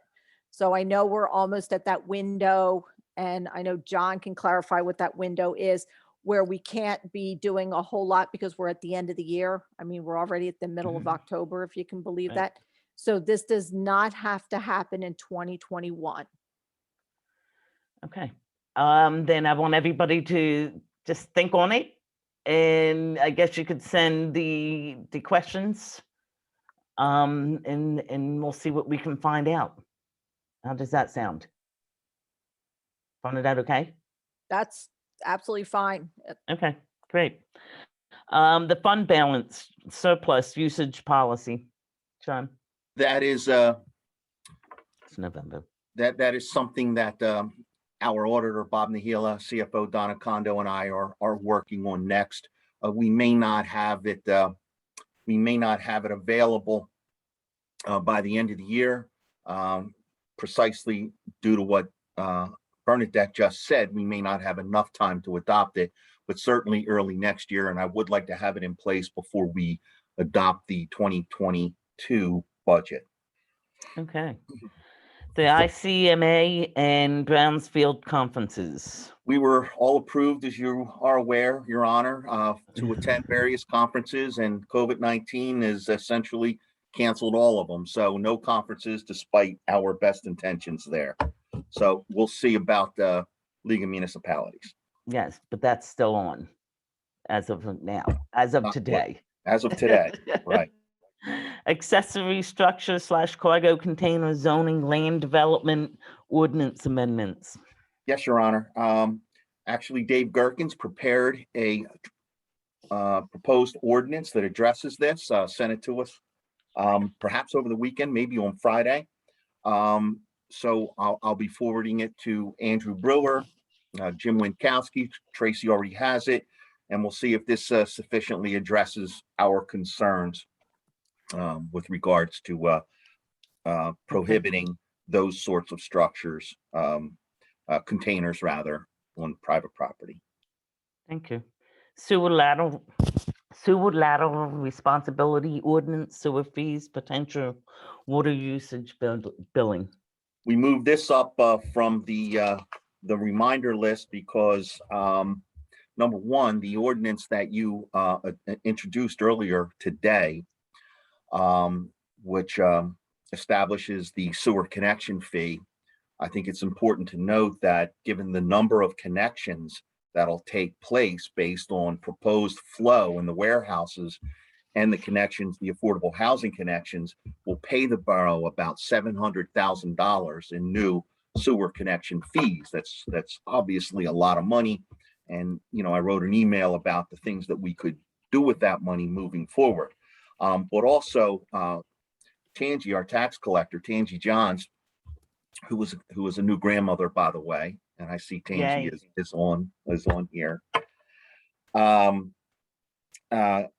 Actually came up with a mechanism, a plan that could allow for water usage billing.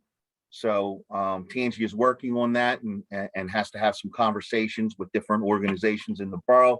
And once we know more, hopefully in short order, we'll be able to move on that as well. All right, thank you. It's your reports. Very quickly, technical assistant code enforcement. We're still advertising for those positions. Notice that Public Works is no longer here because we just filled two spots. Thank you very much. The part-time seasonal cleaner position for the Legion Field restrooms. We did have one applicant. I shared that with everybody. It looks like we're going to wait. We're so close to the end of the athletic season, right? Another month maybe. We'll just wait until reorganization next year because that person can really only work a limited number of months as a seasonal employee. But we have somebody who's interested, the individual who we were hoping would be interested.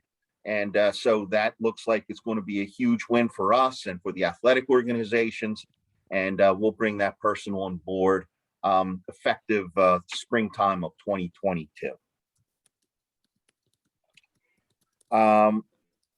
We have an election on November 2nd. We don't have a deputy clerk. Tangi and Michelle Sykes will need to be deputized as temporary deputy clerks because their assistance is needed for the general election on that day. So I believe that you can, Rita, correct me if I'm wrong, did we agree that this could be done by motion? Just a motion authorizing, or can you do it administratively as the clerk? We can't hear you, Rita. You're muted. I can do it administratively. It doesn't need a motion. Okay, so Rita will handle it, but just so you're aware that they will be deputized and they'll have arrest powers and be issued badges. If you see them in the polls, you'll know why they're there. And the meeting on November 1st, which is the night before the election we're talking about, begins at 6 p.m. Very abbreviated agenda, a lot going on that Rita has to prepare for, including being at Borough Hall about 4 hours after that meeting is due to conclude. So as usual, start early, end early. Best practices checklist has to be submitted to the state by November 3rd. We'll probably do it on or about that date, which means that our next available council meeting on the 15th is when we'll have to go through the process where we read all of the questions, et cetera. It's, a pain in the neck, but we have to do it. If it's due on the 3rd, how can we do it on the 15th? I'm confused. Because it's due to the state on the 3rd, and the state allows municipalities to, the 3rd is after our meeting on the 1st, right? We're going to submit it on the 3rd. The state allows us to review it with the members of the governing body and the public at the next available council meeting, which is the 15th. Okay. Ongoing reminder projects, purchase orders, council's signature required. Well, council, I have signed all of your purchase orders again. So they're, Amanda needed them. So please just remember that the third, right before or right after the third meeting, they need to be signed. Sidewalk and snow and ice removal ordinance. Nothing. These are just on here as placeholders, Your Honor. Nothing to report on any of them. Okay, that sounds great. Mayor's Council's committee reports and comments. Farah, you want to start? Anything? I don't have much, but John, I did see the emails regarding the holiday decorations. Yes, great job on that again. So, and he just emailed me back while we were chatting. I seen it. Did you say you did it? So I wanted to ask you, yes. Being so, as promised, our bill went down. I don't know if everybody noticed that our bill went down a lot. It did. After using them. I want to know what people's feelers are about just adding a little bit more this year. I think, you know, with all that has happened in the community and with so much being canceled, I think just a little bit more holiday cheer, you know, might be helpful to all of us in this upcoming, thing. So I know we usually, last year we had a decent budget that we didn't even come nowhere close to. So just wanted to put the feelers out there to see if we would be interested in just adding a little bit more this year. Now, why don't you start looking? Because you would have to tell them soon because they're coming soon. Yes, I'm going to actually reach out to them tomorrow. So I know the books usually come to Rita. So Rita, I'll bother you about that. Maybe tomorrow afternoon, I'll send you a text to see if the books came from them. Worst case scenario, I'll just have them send me a copy when I call them tomorrow. I can email them. I'll just respond to the email also that he just sent because I was just going to tell him to go ahead and proceed. And of course, you're copied on that. And I can tell him to expect a phone call from you, Farah, when you get a chance, and then order more stuff. Listen, and I'm excited about it. And of course, once I, get the ideas going, I will, bring it back to the group. But I'm just thinking that we've been doing snowflakes, so we'll just continue with that snowflake, snowman theme kind of thing. Bernadette, you had something to say? Or a question? I was just going to ask thoughts as to where. So if anybody had an idea as to where to add them, if they can remember where they were last year, where else, to fill those gaps that Farah's talking about. That was the only other thought I was trying to think. Remember we had talked about doing something like near the train. So as the train was going by, it'd be beautiful there. Last year, we really didn't do much to the community center. Right. And with it being closed, you know what I'm saying? It's, it'd be just nice to totally agree. Spruce that up just a little bit more over the holidays. And just like last year, the more we use the company, the less our bill is the following year. So that's really exciting to, to experience for a change, to feel like we're getting something back. So I'm excited for that, guys. Well, thank you. Thank you for all the work. Bernadette, you have anything? No, I can't hear you. She's on mute. No, it just wasn't letting me unmute now. No, I don't have anything. Thank you. Michelle McCann? Well, I have some shout outs for sure tonight. I have, I just want to thank the police chief.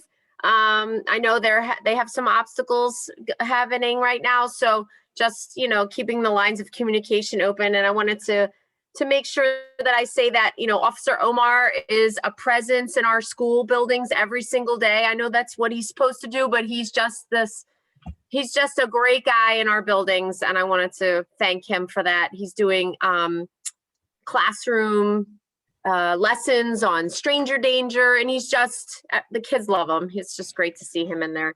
And I wanted to thank the PIA for the cleanup, the corn stalks and the scarecrow. It's really, the main street looks really awesome. And it just keeps getting better with all the scarecrows now. CSS is going to have, Charles Street School is going to have a Halloween parade. The times will be scattered amongst grades, and it's weather permitting.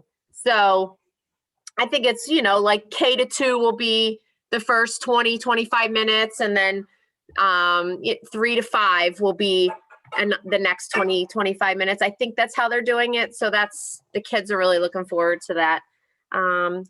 Promenade Park down by the river has been looking really awesome.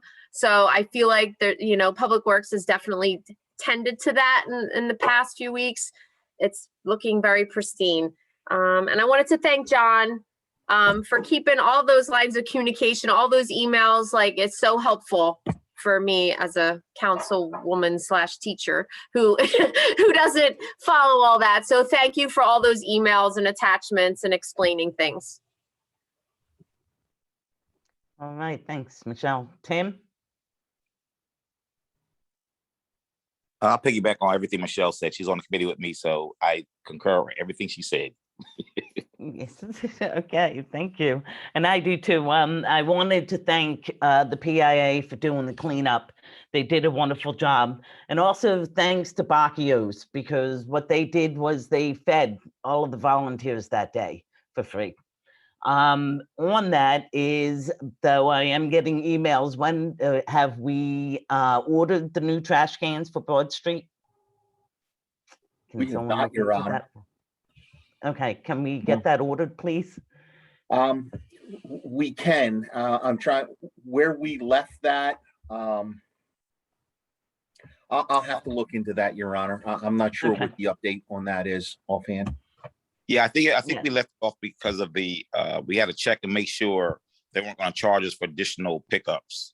That's exactly right. They, you know, we have we contractually, Republic is required to pick up. Oh, no, not those trash cans. The trash cans that we put, the Public Works cleans out twice a week, I believe, along Broad Street. Oh, Republic picks those up too. But they were damaged. It's like the ones with the ashtray on top of it that I believe they have, or they're on one side of Broad Street, but not the other side.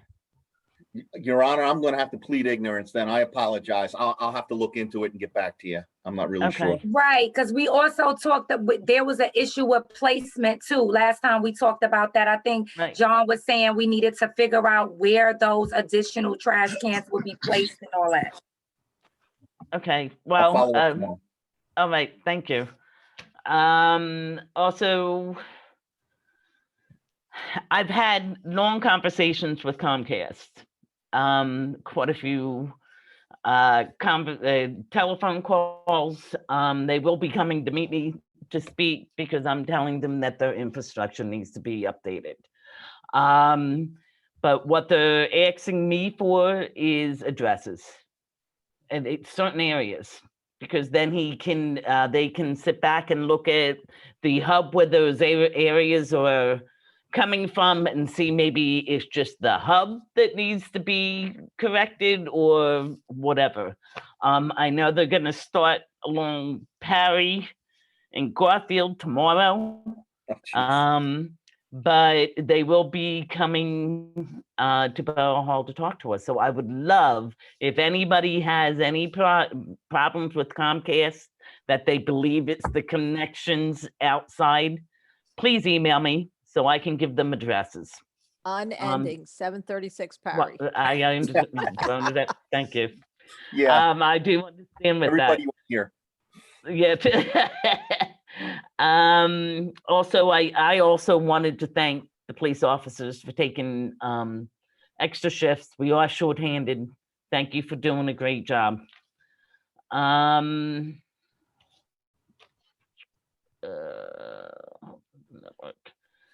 Yeah, it's mainly Comcast, because I just got off the phone with them. It's the health of the network that they want to find out. So please email me, and so I can give them information. And everybody have a safe Halloween. Please remember that there will be kids walking around the area and it could be dark. Please take it slow. Do we have anything for executive session? I do not, Your Honor. We do not, Your Honor, provided that the governing body is fine with us telling Fair Share Housing Center that we're committed to that 250,000 that I was talking about during my report on the Route 73 South redevelopment. If you're fine with that, then that's all I need to know, and we don't have to talk about it any further. Are we fine with that? I'm sorry, I was late. Did I miss that? Perhaps.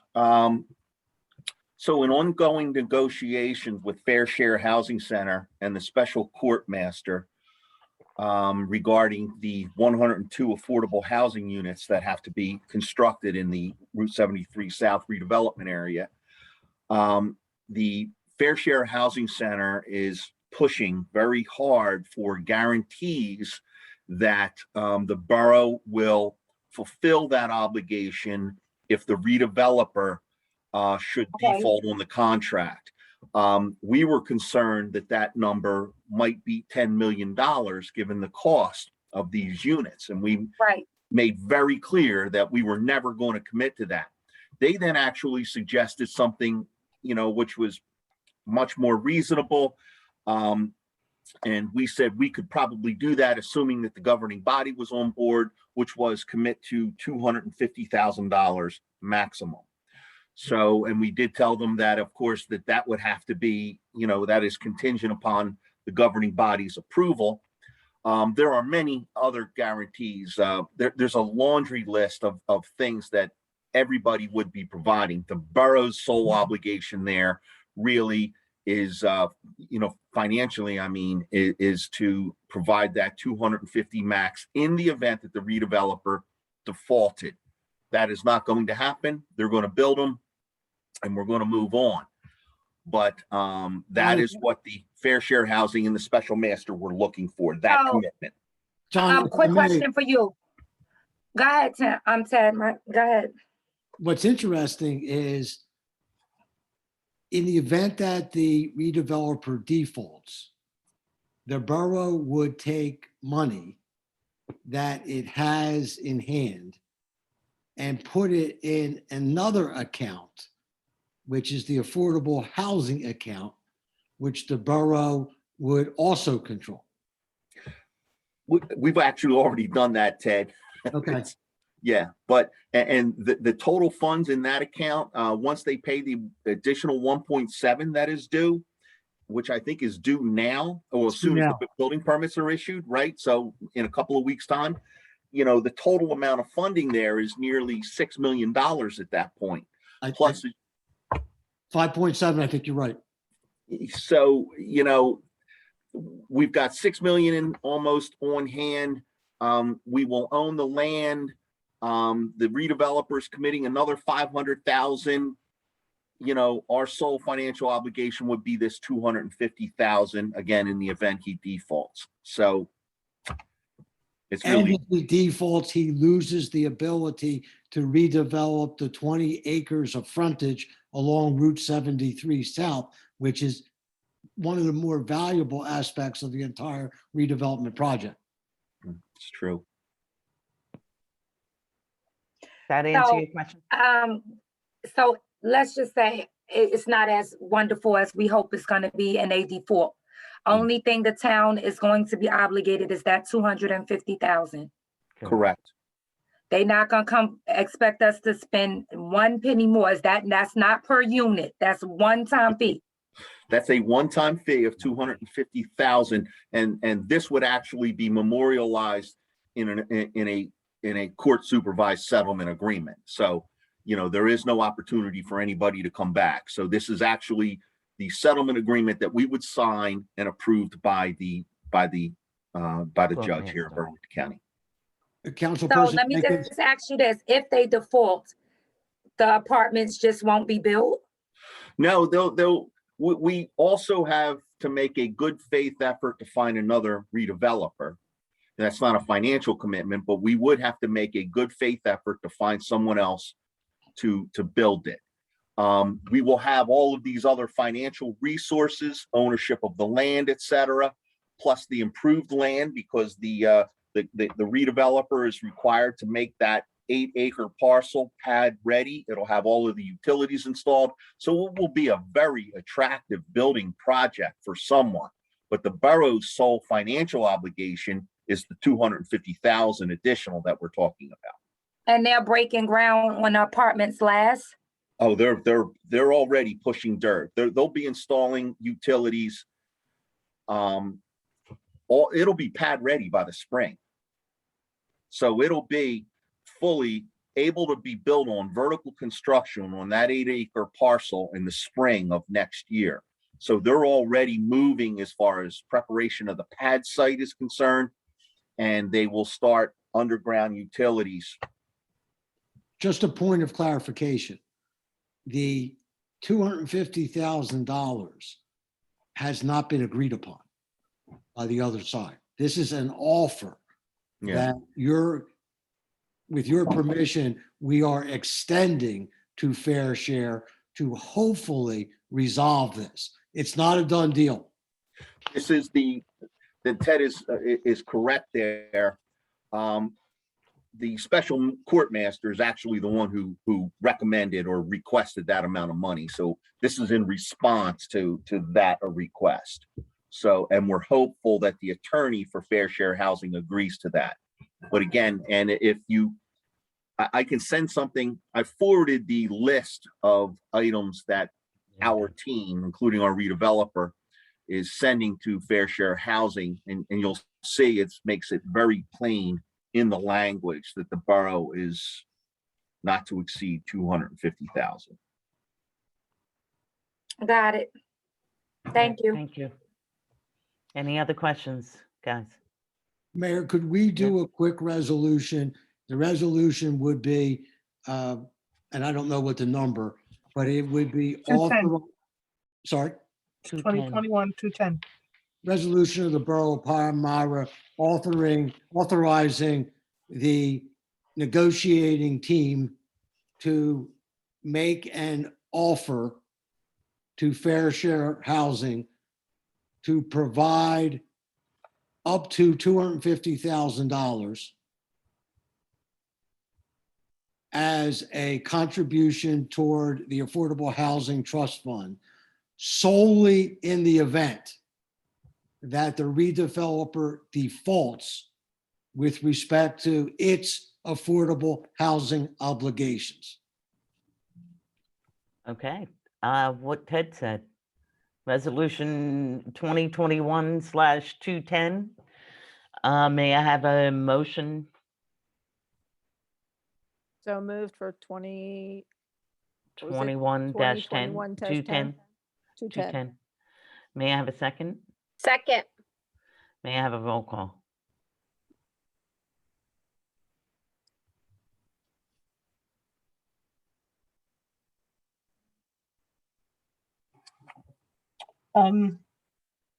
Mrs. Jenkins? This for the 250,000? Yes. Okay, yes. Mrs. McCann? Yes. Mrs. Russell? Yes. President Howard? Yes. They better take it, Ted, because I don't think we're going to get a penny more than that. I think it goes down the longer we talk, doesn't it, John? All right, may I have a motion to adjourn since we have no closed session? So moved. Second. All in favor? Aye. Aye. Thank you. Have a great night. Stay safe. Thank Stay you. safe, everybody. Good night, everyone. Bye. Good night.